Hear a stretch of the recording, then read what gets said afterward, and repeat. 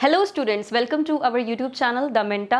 बहुत ही important update है। सीबीएसई जो बोर्ड का एग्जाम था आपका, वो कैंसिल होने के रिगार्डिंग ये इंपॉर्टेंट अपडेट आई हुई है। बहुत ही न्यू है, आज ही आई हुई है। तो ये इंपॉर्टेंट अपडेट जो है उसके बारे में आज हम देखने वाले हैं कि क्या इंपॉर्टेंट अपडेट आई है। सीबीएसई बोर्ड के जो एग्जाम्स होने वाले थे उनके उसमें क्या इंपॉर्टेंट नई चीज़ ऐसी हो सकती है जो कि एग्ज़ाम कंडक्ट कराने में कंफर्ट हो सकता है। तो सीबीएसई ने एक इम्पॉर्टेंट जो ओपिनियन है, अपना प्रपोजल है, वो मिनिस्ट्री के सामने अपना एक रखा हुआ है, जो कि दो फॉर्मेट्स में वो चाहते हैं कि 2 फॉर्मेट्स में एग्ज़ाम कंडक्ट हो सकता है। तो हम ये दोनों फॉर्मेट देख लेते हैं, क्या उन्होंने प्रपोजल रखा है और क्या सही रहेगा, किस फॉर्मेट में उन्हें एग्ज़ाम करवाना चाहिए। तो ये हम थोड़ा सा देख लेते हैं जो इंपॉर्टेंट डिसीजन आया हुआ है।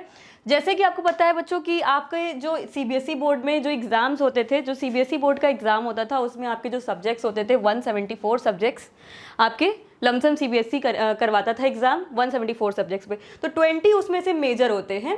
तो 20 जो मेजर सब्जेक्ट्स हैं वो देख लेते हैं। 20 जो मेजर सब्जेक्ट्स होंगे उसमें एग्जाम्स करवाए जाएंगे। Physics, chemistry, maths, bio, history, political science, business studies, accountancy, geography, economics and English. ये आपके 20 मेजर सब्जेक्ट्स हैं जिसमें कि एग्जाम कंडक्ट करवाया जाना है।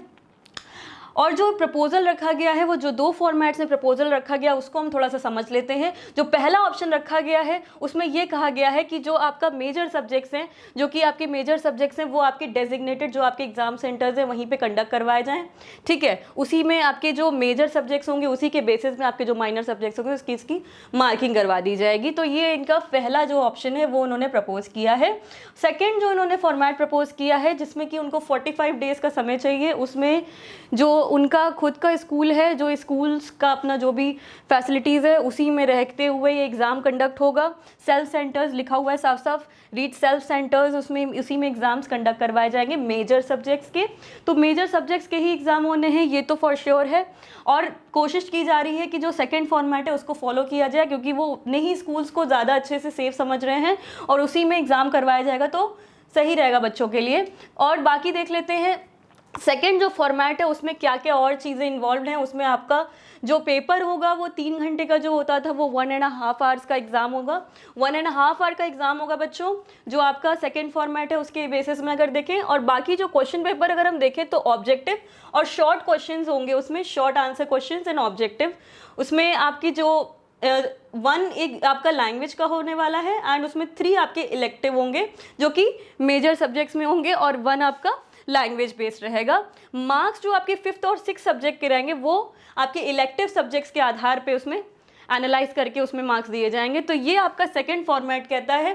सेकंड फॉर्मेट थोड़ा सा बेटर भी है और समझ में भी आता है हमें। बाकी अगर कोई भी बच्चा एग्ज़ाम नहीं दे पाता है तो उसको एक और अपॉर्चुनिटी भी दी जाएगी अगर उसका एग्ज़ाम ये मिस हो जाता है। तो ये भी बहुत अच्छी बात है, बच्चों के लिए थोड़ा सा रिलैक्स वाली बात है। तो अगर हम दोनों में थोड़ा सा देखें तो आपका जो सेकेंड फॉर्मेट है वो जो सजेस्ट कर रहा है उसके हिसाब से अगर आपके 2 फेजेस में एग्जाम होंगे। पहली बात तो जो आपका सेकेंड फॉर्मेट में 2 फेजेस में एग्जाम होंगे, तो पहला जो फेज आपका कंडक्ट करवाया जाएगा वो आपकी कुछ सिटीज़ में हो जाएगा। अब जो भी सिटीज़ जो कॉम्प्लिकेटेड, जहाँ पे नहीं एग्जाम कंडक्ट करवाया जा पा रहा है ड्यू टू ज़्यादा जो कोरोना की सिचुएशंस हैं, तो उसका जो सेकेंड फेज होगा वो आपके 2 वीक्स लेटर कंडक्ट करवाया जाएगा। तो वहाँ पर भी एग्ज़ाम दूसरे फेज में कंडक्ट हो जाएगा। तो इस तरीके से जितने भी स्टेट्स हैं, जितने भी स्टूडेंट्स हैं, स्कूल्स हैं, ये सारी स्कूल्स की रिस्पॉन्सिबिलिटीज़ रहेगी और उनको ये एग्ज़ाम्स कंडक्ट करवाना है। तो सेकेंड फॉर्मेट ये कहता है। तो सजेशंस यही कहते हैं कि हमें सेकेंड फॉर्मेट के आधार पे ये एग्ज़ाम्स हो सकता है। तो इसका पूरी जो इम्पॉर्टेंट एक जो फाइनल डिसीजन आएगा वो 1 जून के आसपास आ जाना चाहिए बच्चों। तो अभी आप बिल्कुल परेशान मत होइए। ये थोड़े से जो रूल्स बताए गए हैं आज के डिसीजन में, आज के जो प्रपोजल रखा गया है उसका ये प्रपोजल में उन्होंने शो किया है सीबीएसई बोर्ड ने मिनिस्ट्री के सामने। अब हम देखेंगे जून के फर्स्ट वीक में या 1 जून तक आई होप कोई फाइनल डिसीजन आ जाएगा। और 12th के जितने भी स्टूडेंट्स हैं उनके लिए थोड़ा सा रिलैक्सिंग वाली बात है ये। तो थैंक यू स्टूडेंट्स। ऐसे ही हम इंपॉर्टेंट अपडेट्स जितने भी आते रहेंगे वो सारे अपडेट्स हम आपको ऐसे ही समय समय पे देते रहेंगे। तो 12th का भी प्रिपरेशन करते रहिए, एग्ज़ाम ज़रूर होंगे और कैसे होंगे क्या होंगे ये हमने थोड़ा देख लिया है। बाकी इंपॉर्टेंट जो मेन फाइनल डिसीजन आएगा वो भी हम देख लेंगे। तो थैंक यू स्टूडेंट्स। हमारी ई बुक अगर आप अभी तक डाउनलोड आप नहीं कर पाए हैं तो आप कम्युनिटी पोस्ट में जाके एक बार और देख सकते हैं और आप हमें मेल भी कर सकते हैं अगर अभी भी डाउनलोड आपकी बुक नहीं हो पाई है। फ्री ई बुक थी वो बच्चों। और गेस। स्टूडेंट्स, जितने भी बच्चे ई बुक डाउनलोड कर चुके हैं, आई होप उन्हें बुक बहुत पसंद आई है। ऐसे ही हम आपको इम्पॉर्टेंट ई बुक आगे नेक्स्ट मंथ्स में आपको एक और हम देंगे जिसमें कि और डिटेल्ड इन्फॉर्मेशन होगी। तो इस ई बुक को, ये ई बुक आपको कैसी लगी, आपको कैसी इन्फॉर्मेशन लगी, इसके रिगार्डिंग आप हमें मेल करते रहिएगा। तो ऑल द बेस्ट स्टूडेंट्स, और हमें ऐसे ही बेस्ट विशेस देते रहिए, आप जैसे हमें देते रहते हैं। तो अपना ध्यान भी रखिए। Thank you students, thank you very much.